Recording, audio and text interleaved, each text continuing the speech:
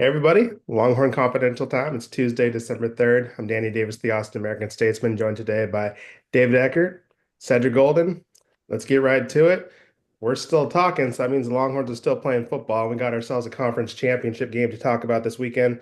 Texas, which is 11 and 1, Georgia, which is 10 and 2. They'll be meeting at Atlanta's Mercedes-Benz Stadium this weekend, Saturday at 3 p.m. Central Time.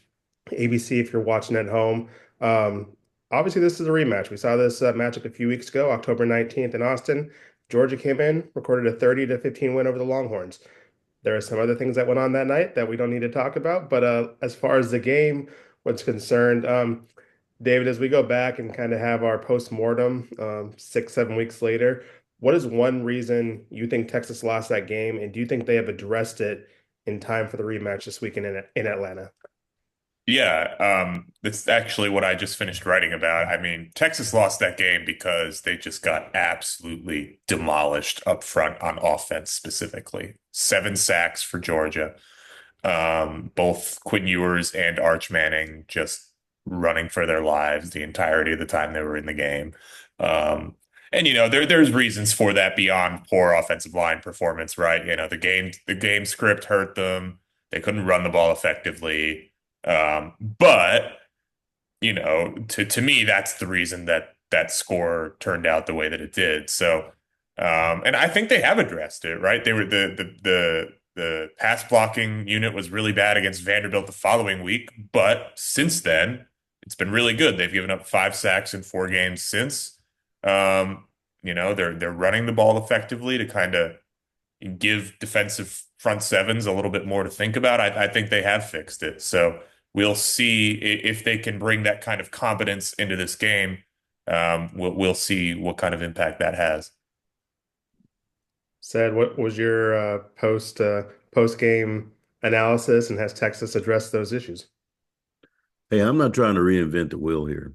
David Eckert hit it right on the nose. They couldn't block him. They couldn't block him. They couldn't protect the quarterback. Um, Quinn was a sitting duck. Glenn Schumann and Will Muschamp and Kirby Smart dialed up a perfect game plan for an offensive line that was maybe feeling itself a little bit too much because things had been so easy for them going into that game. Remember, they were number one in the country, and they got humbled. They went from Joe Moore to no more after that. And so for me, I do think they have addressed it. I think that Steve Sarkisian realizes who they are now. They are a throwback offense in the realm of a Nick Saban coached 2009 team that beat Texas with a game manager, a quarterback, and Greg McElroy, and two stud running backs, and Mark Ingram, who won the Heisman, and Trent Richardson, and a great defense that knocked Colt McCoy out of the game early and had its way with the Longhorns thereafter. So I think Sark is a quarterback by trade, and he's a great play caller, but he knows his bread is buttered by physical play up front, big time line play offensively, 20, 29 yards on 27 carries. That's what they rushed for in the first game. That's not going to cut it. They expect, I believe this, they expect to run for 125, 130 on Saturday, and they expect to protect Quinn Ewers better. I do believe they've addressed those issues, but still, this is still Mikel and Jalen. This is a very talented defense that they're going to face, and not too many teams that they play this year have those kind of talents.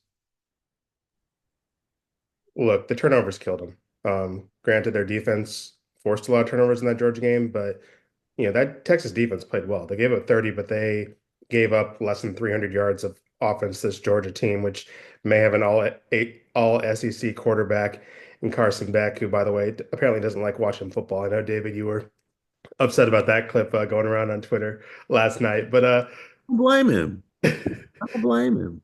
I'm not reading all the sports writers. Yeah, that's I got to get away from that stuff. I agreed with Eck. I didn't retweet him because I didn't want that smoke, but I agreed with him. I'm barely reading myself.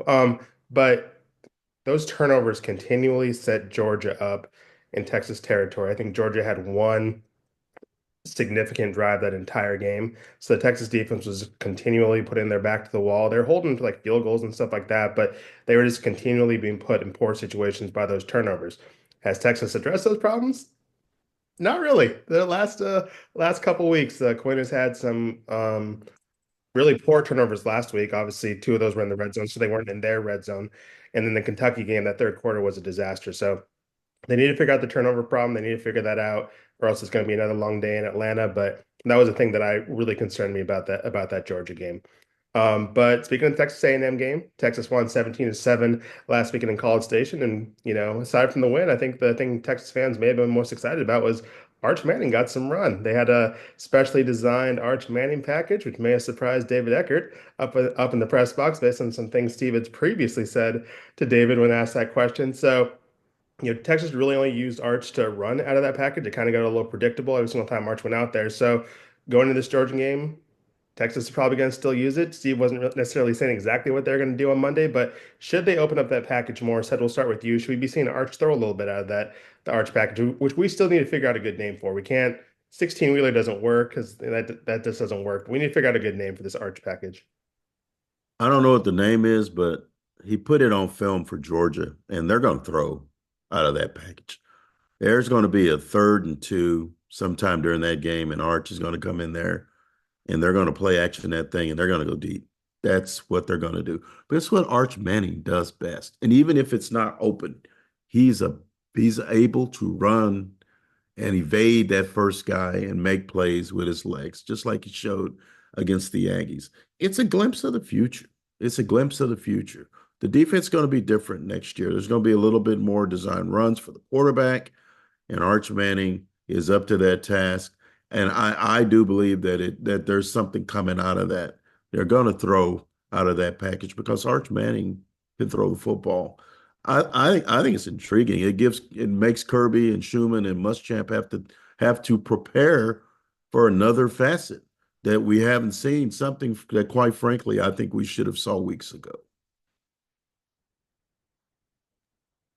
Yeah, I think, you know, I again, just watching Arch Manning is fun. Like, sign me up for more Arch Manning because he's just, I mean, it's electric every time. But yeah, I think like putting on my very, very, very rudimentary like football X's and O's hat, right? When you get down into the into the red zone, right? You got the guy handing the ball and you're trying to run the ball. You have the quarterback who's handing the ball off to the guy running the ball. And all of a sudden you're blocking 11 guys with nine, right? In an area of the field where the defenses are more condensed. So when you have a quarterback who is capable of running the ball, that gives you one of those guys back, right? He's no longer just an object that's there to give the ball to the running back. So you're 10 on 11 now. So it's, to me, mathematically, it's just good football, right? You look at, again, they just played a team, and granted, they didn't really show it last week, but Texas A&M, really good all season in the red zone, in part because Marcel Reed, you know, makes that math a little bit better for you with his legs. So, yeah, I think that's just a huge asset. And he can throw the ball. It's not like, you know, like the old Wildcats and stuff. Like what they're gonna do. They're gonna run the ball if the running back is lining up under center. Like you just like that's what's happening. But that's not the case with Arch. Arch is obviously, a quarterback and a darn good one at that. So you have to respect that. I think it's really smart. And I think you're gonna see a lot of it. I mean, obviously, I think you open it up if the defense allows it. Kirby Smart is not dumb. Like, he's obviously a very good defensive coach, and I'm sure You made a funny, Daniel. That Kirby Smart is not dumb. That's not pretty good. intentional. No, I'm not that clever. You should know that by now. Obviously, they spent this entire week. The second they saw that on Saturday, preparing for this Arch package.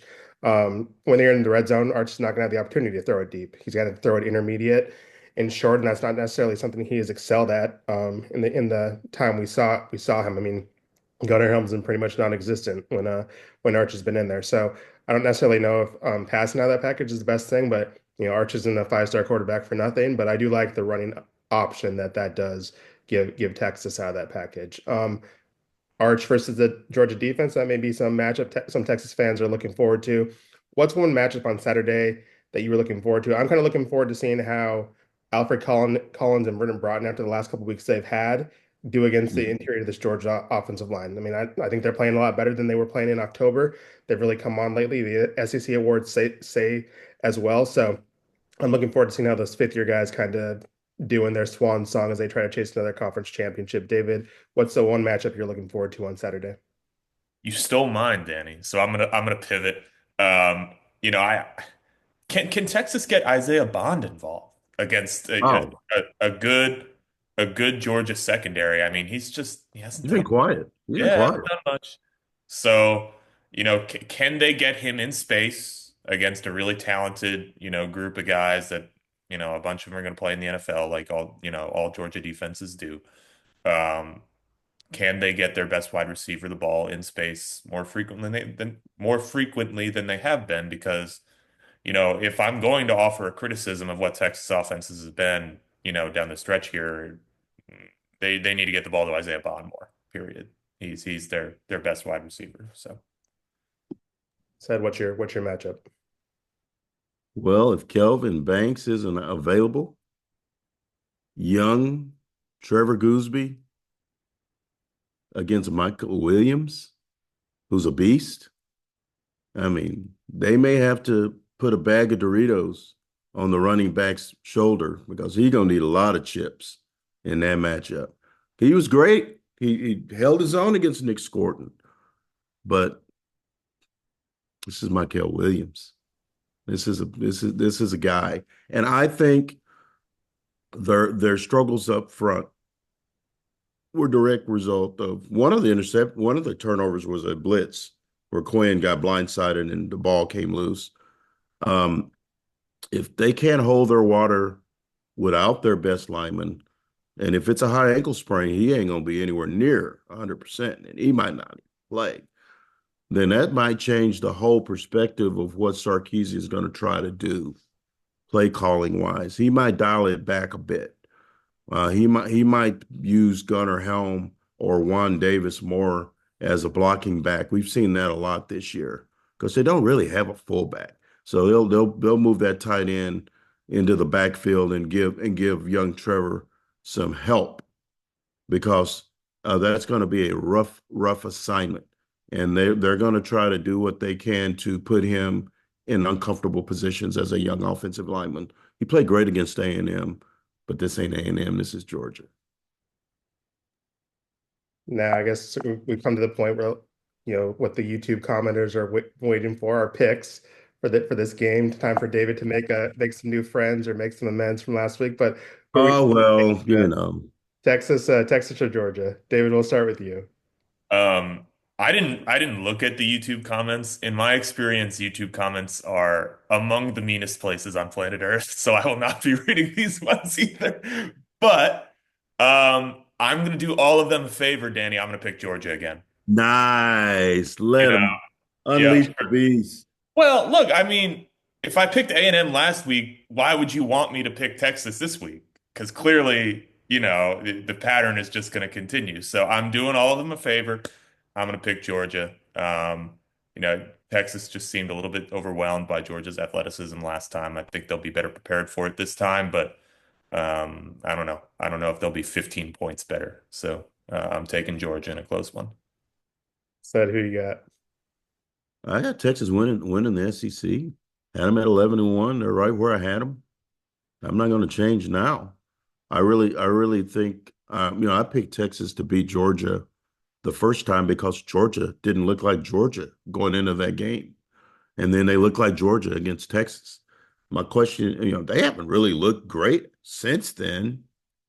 I mean, Georgia Tech gave them all they can handle. We know the Texas Longhorns more talented than Georgia Tech. You think they're going to score? You think they're going to score 44, even though it was what 8 of it was in overtime? You think they're going to score 30 plus again? I do not. I do not. I don't think Georgia's operating on the same level as they were. And even though I don't like what the Texas offense has looked like here lately, the defense is playing at another level. And they turned over Carson Beck 3 times in that last game. But the problem was the offense only converted one of those turnovers into points. whereas Georgia turned over Texas twice and scored touchdowns off those turnovers. So it's what you do with mistakes that's gonna show us who wins this game. I think both quarterbacks will play better. I do. I think Quinn will be better. I think Carson will be better. But I think the Texas defense is the best defense in school history. And I think they're going to show up and show out in Atlanta. And they're going to do enough to get Texas a 24-20 win.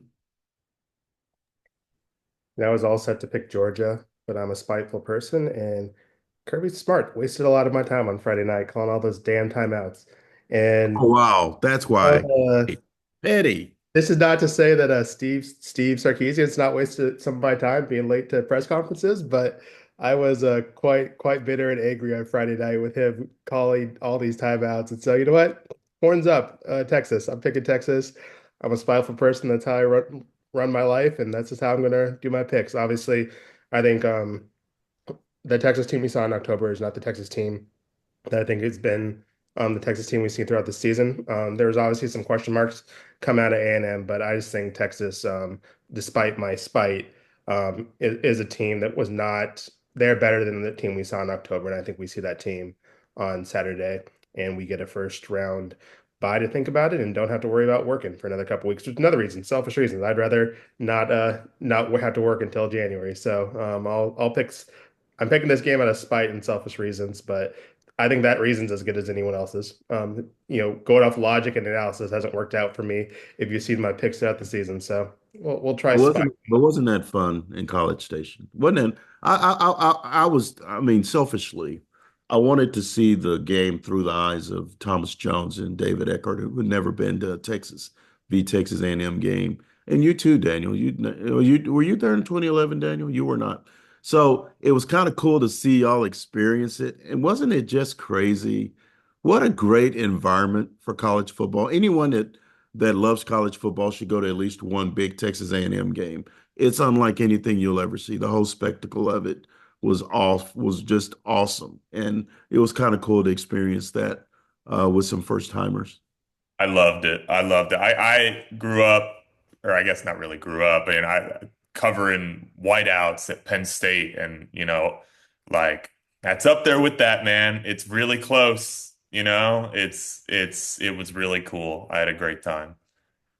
Was this better than the Egg Bowl, or are you still putting that above this? I did not see as much hatred. I didn't. I'm just You saying. didn't see, you didn't see the steer on a spit That's true. with That's the true. horns, and Yeah, Arson okay. Slocum, the Okay. ex-coach, was supposed to That's go fair. stall those horns All off. right. It might be time to reevaluate my rivalry power rankings, but um, you know, we'll get to that in due course. We'll have I to the sawing off of the horns does change some things, I guess. That's barbaric, man. That's barbaric. Well, we will not have David's reevaluations of rivalries on statesman.com this week because he has enough stuff to work on, but you'll be able to read all of his work on statesman.com, all of me and Ced what we're working on in the lead up to Saturday's game. NCAA volleyball tournament starts this week. Both basketball teams have big games, so very busy week on the 40 acres. We'll have it all covered on statesman.com. On Second Thought podcast, do we know what's going on Thursday? I'm sure there's something to listen to on your trip to Atlanta. Yes, sir. On Second Thought podcast is going on. Probably going to have a national writer. I'm waiting to hear back from him. Here's a clue. Um, that's his last name. And hopefully he will be responding within the hour. It will drop on Thursday. And I will also be appearing on the Paul Feinbaum Show, 5:30 p.m. Friday, on set with the Mouth of the South, talking noise and telling people why I think Texas is about to win the SEC. There we go. So tune in statesman.com, tune in SEC Network, wherever you tune in, you're going to see Cedric Golden. But that's going to do it for us. Obviously, on Saturday, throughout the day, we'll have all your Texas, Georgia coverage. And we appreciate you watching us on YouTube or on statesman.com, listening to us wherever you get your podcasts. And we'll see you all down the road. Deuces.